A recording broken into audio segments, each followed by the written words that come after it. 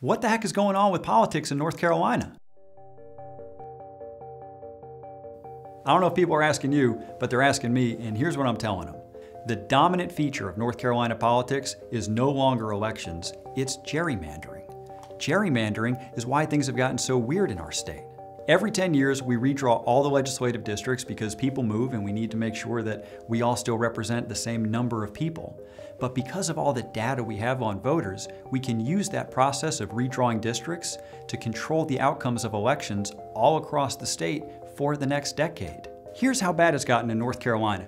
Out of 170 state legislators, 90% of us are essentially invulnerable in a general election. 90% of us have no real chance of losing to a member of the other party. We could endorse our opponents. We could participate in television debates with sock puppets and still win. Making the vast majority of your politicians invincible doesn't produce better politicians. It produces a group of people who don't need to listen to you and don't need to learn from you. But wait, it gets worse.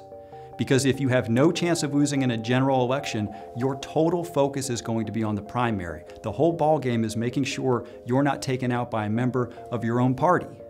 Well, in North Carolina, 10% of the state votes in a Republican primary. And because Republicans are in charge right now, that means that 10%, those folks on the furthest edge of the right edge are now the legislative filter for the entire state.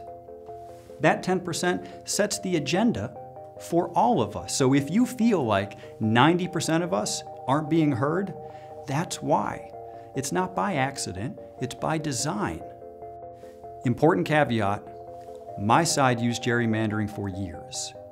All the Republicans who are in charge right now, they all filed bills to end gerrymandering, and my side threw all those bills in the trash can because we never thought we'd be out of power. It wasn't just a political mistake, it was a moral mistake.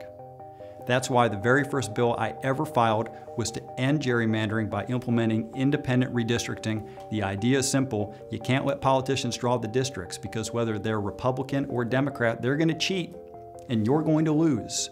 And I'm going to keep fighting for it until we get it done because we have to return our elections to you because that's where they belong.